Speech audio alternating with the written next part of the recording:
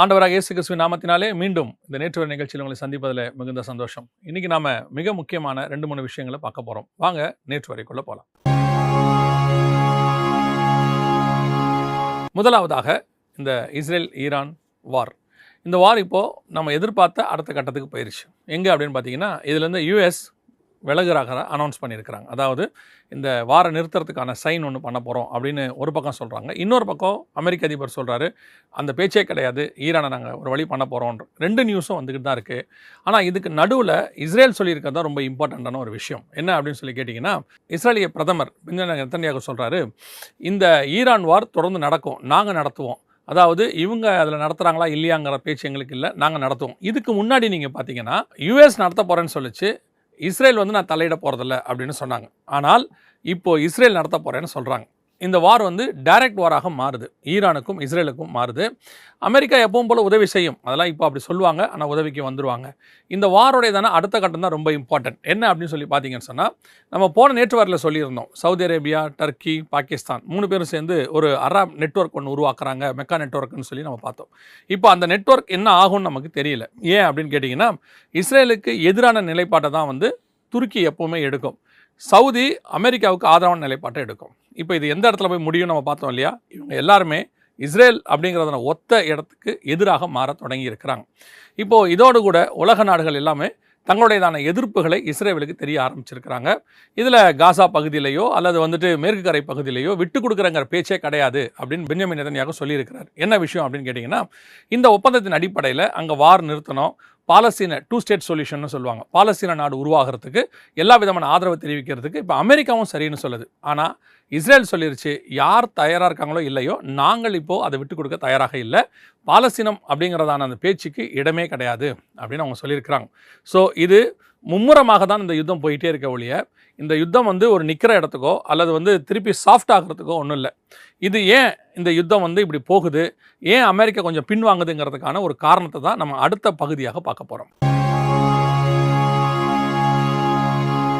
இப்போ அமெரிக்கா இதுலேருந்து விலகிறதுக்கு நிற்கிறதுக்கு என்ன ரீசன் அப்படின்னு கேட்டிங்கன்னா, அமெரிக்காவுடைய பொருளாதாரம் மிக மோசமான இடத்துக்கு போயிட்டே இருக்குது.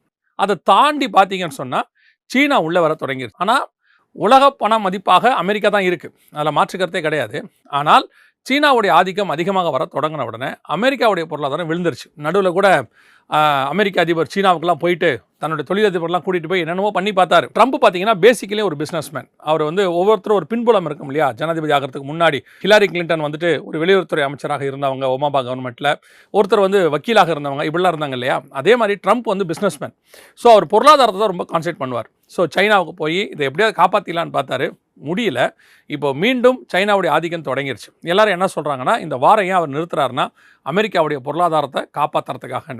நம்ம ஏற்கனவே பல தடவை சொல்லியிருக்கோம், அமெரிக்கா பொருளாதாரம் விழுந்ததே, இனி அதை தூக்கி நிறுத்தவே முடியாது. அதற்கு மாற்றாக இன்னொரு பொருளாதாரம் எழும்பும். 2ஆம் உலக யுத்தத்துக்கு பிறகு அமெரிக்கா எழும்புச்சு. அதுக்கு முன்னாடி பல பொருளாதாரங்கள் இருந்துச்சு, ஆங்கிலேய சாம்ராஜ்யத்தில் இருந்துச்சு, அதுக்கு முன்னாடி பைசாண்டியர்கள், இப்படி நிறைய இருந்தது. ஆனால் அமெரிக்கா எழும்பி ஒரு 80-90 வருஷமாக அவங்க தான் இருக்கிறாங்க. இப்போ இதுக்கு மாற்றாக கண்டிப்பாக சீனா கிடையாது, பிரிக்ஸ் கிடையாது, எதுவுமே கிடையாது. யூரோப்பியன் யூனியனுடைய யூரோ தான் எழும்பும். வருகிற நாட்களில் அதையும் பார்ப்போம், அதனுடைய அப்டேட்ஸையும் உங்களுக்கு நாங்கள் கொண்டு வருகிறோம். இப்போ நாம் அடுத்த ஒரு மிக சோகமான விஷயம், ஜெபிக்க வேண்டிய விஷயம், அதை பற்றி நம்ம பார்க்க போகிறோம். அஸ்ஸாமில் இது வரைக்கும் நம்ம பார்க்காத அளவுக்கு, சரித்திரத்தில் இது வரைக்கும் அப்படி இல்லை. அந்த வீடியோஸ் எல்லாம் பார்த்தீங்கன்னா உங்களுக்கே ரொம்ப மனம் உடஞ்சு போயிடும். நின்றுக்கிட்டே இருக்காங்க, அந்த வீடு அப்படியே தண்ணிக்குள்ளே போகிறத பார்க்குறோம். தொடர்ச்சியாக நடந்து கொண்டே இருக்கிறது, மிக மோசமான நிலைமை. அந்த அஸ்ஸாமுக்காக ஜெபம் பண்ணுங்க. அஸ்ஸாமுடையதான மக்கள் அவங்களுக்கு தேவைகள் சந்திக்கப்படுறதுக்கு நிறைய காரியங்கள் செஞ்சிட்ருக்கிறாங்க. கர்த்தர் உங்களுக்கு ஏவாரான நீங்கள் செய்யுங்கள். அதே நேரத்தில் உங்கள் ஜெபம் தான் ரொம்ப இம்பார்ட்டன்ட். ஒரு பக்கம் வெள்ளங்களும், ஒரு பக்கம் அங்கே நிலச்சரிவுகள், மண் சரிவுகள், உயிர் சேதம் பெரிய லெவலில் ஏற்பட்டு கொண்டே இருக்கிறது. இதுக்காக ஜெபிக்க வேண்டியது கடமை. இன்னொரு பக்கம் நீங்கள் பார்த்தீங்கன்னு சொன்னால், இப்போது இந்த நேற்று வரை எடுத்துகிட்டு இருக்கும்போது பார்த்தீங்கன்னு சொன்னால், கொலம்பியாவில் 7.4 எர்த்குவேக் நடந்திருக்கு. மிகப்பெரிய உயிர் சேதம் அங்கேயும் ஏற்பட்டிருக்கு. ஸோ உலகளாவிய ஒரு பக்கம் பாருங்கள், பூமி எதிர்ச்சி இந்த மாதிரியெல்லாம் நடந்துகிட்டு இருக்கு. இன்னொரு பக்கம் எல்னினோ, நம்ம எல்லாருக்கும் தெரிஞ்சபடி தான் மிக மோசமான வறட்சியை இந்த ஆகஸ்ட் ஏற்படுத்த தொடங்கிருச்சு. பல நாடுகள் போக யூரோப்லலாம் உஷ்ண அலை வேகமாக வீச ஆரம்பிச்சிருச்சு. அவங்க ஜூன், ஜூலை, ஆகஸ்ட்டில் தான் அது குறையும்னு சொன்னாங்க. இப்போ என்ன சொல்லியிருக்காங்கன்னா 2027 வரைக்கும் இது இருக்கும், மிக மோசமான வறட்சியை இது ஏற்படுத்தும் அப்படின்னு சொன்னாங்க. நீங்கள் நல்லா கவனிச்சிங்க, இது ஒரு பஞ்சத்தை நோக்கி போயிட்டு இருக்கு, உலகளாவிய பஞ்சத்தை நோக்கி போகுது. ஒரு பக்கம் யுத்தம், ஒரு பக்கம் பஞ்சம். அதுவும் எந்த அளவுக்குன்னு கேட்டிங்கன்னா மிகப்பெரிய உயிர் சேதத்தை ஏற்படுத்தக்கூடிய அளவுக்கு பஞ்சமாக இருக்குது. உலகளாவிய ஒரு டிசாஸ்டர் எல்லா நாடுகளிலும் ஒவ்வொன்று. காட்டுத்தீ ஒரு பக்கம் பார்த்தீங்கன்னா ஃப்ரான்ஸ் பக்கத்தெல்லாம் பயங்கரமான காட்டுத்தீ நடந்துக்கிட்டு இருக்கு. இந்த பக்கம் பார்த்தீங்கன்னா வெள்ளங்கள், மிகப்பெரிய உயிர் சேதங்கள், பூமி அதிர்ச்சிகள் அத்தனையும் ஒரு சேர நடக்குது. ஸோ இதுக்கு மிக முக்கியமாக ஜெபிக்க வேண்டியது அவசியமாக இருக்குது. என்ன நம்ம ஒன்றும் செய்ய முடியாது, ஜெபிக்க தான் முடியும். கர்த்தர் மனம் இறங்கணும். ஆனால் இது மனுஷனுடைய விளைவு. மனுஷன் என்னென்ன ஆண்டவர் பைபிளில் சொன்ன விஷயத்துக்கு அகைன்ஸ்டாக மனுஷன் செய்யும் போது ஏங்க அப்படி என்னங்க செஞ்சாங்க? ஒரு சிம்பிள் தான். ஆண்டவர் பூமியில் எப்படி வாழணும்னு ஒரு வரைமுறை சொல்லி கொடுத்தாரு. இவன் அதிகமாக ஃபைலிங் போட்டு 100 அடுக்கு 200 அடுக்கு போடும் போது பூமி மேல் பகுதி வெயிட் ஆகுது, உள்பகுதி அந்த வெயிட்லெஸ் ஆகிறதுக்கு மேலேயும் கீழையும் சேர்ந்து சுற்றும் பொழுது ஒரு இடத்துல பூமி வச்சு உருவாகுது. சிம்பிளாக நான் சொல்கிறதுக்காக சொல்கிறேன். இந்த மாதிரி நியூக்ளியர் வெடிச்சு பார்க்கறது, குப்பைகளை கொண்டு போய் கொட்டுறது, இந்த மாதிரி விஷயங்கள்லாம் சேர்ந்து தான் பூமியானது தன்னுடைய ரியாக்ஷன், இயற்கை தன்னுடையதான காரியங்களை வெளிப்படுத்துது. ஸோ கர்த்தர் சொன்னபடி வாழ்கிறவங்களுக்கு இது எதுவுமே பிரச்சனை கிடையாது.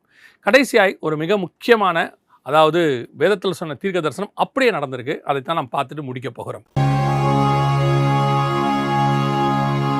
இது என்ன அப்படின்னு கேட்டிங்கன்னா, சிங்கப்பூரில் நண்பர் ஒருத்தர் ஒரு நியூஸ் அனுப்பிச்சு விட்டார். என்னென்னா, சிங்கப்பூரில் எல்லா பூனைகளுக்கும் கண்டிப்பாக பயோசிப் போட சொல்லி அனௌன்ஸ் பண்ணியிருக்கிறாங்க. அதாவது அதாவது மிருகத்தினுடையதான டீட்டெயில்ஸ் எல்லாமே அதில் இருக்கணும். பேர்லேருந்து அதுக்கு ஒரு நம்பர் கொடுப்பாங்க. அது ஒரு ரேடியோ ஃப்ரீக்வன்சி இருக்கும். அது ட்ராக்கிங் சிஸ்டமாக இருக்கும். அதோட கூட அந்த ஓனர் பேர், லைசன்ஸ் எல்லாமே அதில் போட்டு மஸ்டாக மாற்றியிருக்கிறாங்க. இது ஏற்கனவே பல நாடுகளில் ஒரு ஆப்ஷனாக இருந்தது. இப்போ மஸ்டாக மாறிடுச்சு. அடுத்த லெவல் இப்போது இந்தியாவில் ஒரு செய்தி ஒருத்தர் நமக்கு பேசி இருந்தாங்க. அதை நான் உங்களுக்கு தெரிவிக்கிறேன். என்ன அப்படின்னு கேட்டால், சமீபத்தில் இதான் கிறிஸ்தவர்களுக்கு நடந்தது தான். சமீபத்தில் பார்த்தீங்கன்னு சொன்னால் அவங்களுடைய கம்பெனியில் ஒரு டெக்னாலஜி, ஒரு ஈஸியாக பயன்பாட்டுக்கு வரக்கூடியதான ஒரு காரியத்தை செஞ்சுருக்கிறாங்க. என்னென்னா, வலது கையில் பயோசிப் போட்டிருக்கிறாங்க. இந்த பயோசிப்பில் ஆதார் நம்பர், பேன் நம்பர் எல்லாத்தையுமே இணைச்சாச்சு. இது அவங்களுக்குமே தெரியாது. யாருக்கு தெரியாதுன்னா கூட இருக்கிறவங்களுக்குமே தெரியாது. அதை போய் அவங்க பார்க்கும் பொழுது தான் அந்த கையில் அது போட்டிருக்கிறது தெரிய வருது.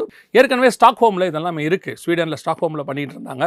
பல நாடுகளில் பார்த்துக்கிட்டு இருந்தோம். இப்போ நம்ம நாட்டிலையுமே வர ஆரம்பிச்சிருச்சு. இப்போது எல்லாருடைய வலது கையிலையும் பார்த்தீங்கன்னா ஒரு நம்பர், ஒரு முத்திரை, ஒரு பெயர், வெளிப்படுத்தல் 13, 16, 17 நம் கண்களுக்கு முன்பாக நடந்துருச்சு. இதில் என்ன இருக்குது, இதில் என்ன தப்பு இருக்குதுன்னு கேட்குற இடத்துல தான் கிறிஸ்தவம் இருக்குது. ஏன்னு கேட்டால் இட்ஸ் அ டெக்னாலஜி. சில கிறிஸ்தவர்களுக்கு ஒரு எண்ணம் இருக்குது. எந்த ஒரு காரியம் வந்தாலும் ஃபஸ்ட்டு அதை செய்யறதுல அவங்களுக்கு ஒரு பெருமை இருக்குது. எந்த ஒரு ஃபோனில் ஒரு நியூ காரியங்கள் வந்தாலும் சரி, அல்லது இப்போ நம்ம கார்டே இருக்குது. இந்த கார்ட்லேயே பார்த்தீங்கன்னா டேப் சிஸ்டம்னு ஒன்று இருக்குது. நீங்கள் போய் ஸ்வைப் பண்ண வேணாம், அந்த டேப் பண்ணிங்கனாலே பே பண்ண முடியும். இதெல்லாம் நான் எங்கே பார்ப்பேன்னா, இது வந்த உடனே கிறிஸ்தவர்கள் இதை முதல்ல செய்கிறது நான் பார்க்குறேன். ஏன்னா அவங்களுக்கு அந்த அட்வான்ஸ் ஸ்கூலில் போகணுங்கிறதுல ரொம்ப எண்ணங்கள் இருக்குது. அதுதான் அவங்கள பிடிக்க போகுதுன்னு நான் நினைக்கிறேன். ஏன்னா இப்போது வலது கையில் வசனம் தெளிவாக இருக்குது. நம்பர், முத்திரை, இலக்கம் போடுவாங்கன்னு சொல்லி. ஆனால் இப்போ அது வந்திருக்கு. அதை வாங்குகிறாங்க, அதை ஏற்றுக்கொள்ள தொடங்கியிருக்காங்க. இதில் என்ன இருக்குதுன்னு கேட்க தொடங்கியிருக்கிறாங்க. ரொம்ப தூரத்தில் இல்லை. ஆண்டவர் சொன்ன வெளிப்பிரகாரமான அடையாளங்களெல்லாம் ஒரு பக்கம் நடந்துக்கிட்டே இருக்குது. அதே வேளையில் வலது கைக்குமான நம்பர், நெத்திக்குமான நம்பர் நம்ம கண்ணுக்கு முன்னாடி வர ஆரம்பிச்சிருச்சு. இப்போது சமீபத்தில் ஒரு நியூஸ் ஒன்று வந்தது. அதில் என்ன அப்படின்னு கேட்டிங்கன்னா, நம்ம உடம்பை ட்ராக் பண்ணுறதான ட்ராக்கிங் ஆப் ஒன்று வச்சுருக்காங்க. நம்ம உடம்புக்குள்ளேயே அதை ட்ராக் பண்ணுவோம். அந்த ஆப்பு ஒரு வாட்ச் மாதிரி போட்டுக்கலாம், இல்லை ஒரு ரிங்கு மாதிரி போட்டுக்கலாம், அது வச்சுக்கலாம். இப்போ அது என்ன செய்யணும்னு கேட்டிங்கன்னா, உங்கள் பாடியில் சூடு இன்க்ரீஸ் ஆகுது, இல்லை உங்களுக்கு ஒரு டிப்ரெஷன் வருதுன்ற மாதிரி அது மெசேஜ் கொடுக்குது. உங்கள் உடம்பு அது கண்ட்ரோல் பண்ணுது. இது என்ன பண்ணிடுச்சுன்னு கடைசியாக கேட்டிங்கன்னு சொன்னால், மிகப்பெரிய டிப்ரெஷனுக்குள்ளே கொண்டு போய் நிறுத்திடுச்சு. ஒரு பர்த்டே அன்றைக்கி ஒருத்தர் இருக்கிறாங்க. திடீர்னு ஒரு ஆப்லேருந்து ஒரு மெசேஜ் ஒன்று வருது, உங்கள் உடம்பு இப்போ மோசமான கண்டிஷனில் இருக்குது. அவங்க நல்லா தான் இருக்காங்க. இப்போ இவங்களுக்கு என்னென்னா, சிலர்லாம் பார்த்தீங்கன்னா இந்த ஃபோனை நோண்டிகிட்டே இருப்பாங்க பாருங்கள். இந்த ஆப்லேருந்து வர மெசேஜை பார்க்க எனக்கு என்னவோ ஆயிடுச்சுன்னு சொல்லி அவங்க டிப்ரெஷன், ஸ்ட்ரெஸ்ஸுக்குள்ளே போய் அடுத்த கண்டிஷனுக்கு போயிட்டாங்க. எதுக்கு சொல்கிறேன், இப்போது நம்ம உடம்பை ஆப் நிர்ணயிக்கிற இடத்துக்கு நம்ம வந்திருக்கிறோம். இது இப்போது நிறைய இடத்துல வேண்டான்னு ஜனங்க வெறுக்கிறாங்க. என்ன காரணம் அப்படின்னு கேட்டிங்கன்னா, ஒரு பக்கம் என்ன காரணம்னு கேட்டிங்கன்னா, அந்த ஆப்பை நம்பி அவங்க லைஃப் போகிறதுனால அதிக டிப்ரெஷன், ஸ்ட்ரெஸ்க்குள்ளே போகிறாங்க. எப்போவுமே ஒரு கண்டுபிடிப்பு எதுக்காக கண்டுபிடிக்கப்படும்னா, நம்மளை ரிலாக்ஸ் ஆகிறதுக்காக கண்டுபிடிக்கப்படும். ஆனால் இப்போ கண்டுபிடிக்கிற அநேக கண்டுபிடிப்புகள் நம்மளை டிப்ரெஷனுக்குள்ளேயும் ஸ்ட்ரெஸ்க்குள்ளேயும் கொண்டு போகுது. அதோடைய கடைசி தான் இந்த வலது கையில் பயோசிப் போடுவது. இப்போ ஆரம்பிச்சிருக்கிறாங்க. கர்த்தர் சொன்ன தீர்க்க தரிசனங்கள் எல்லாம் துல்லியமாக நடக்க ஆரம்பிச்சிருக்கு. இனி காலம் கண்டிப்பாக செல்லாது. ஆண்டவர் வெகு சீக்கிரத்தில் வரப்போகிறார். கடைசியாய் அசாமுக்காக ஜெபிக்க மறக்காதீங்க. கர்த்தருக்கு சித்தமானால், வருகை தாமதிக்குமானால் மீண்டும் உங்களை சந்திக்கிறோம். God bless you.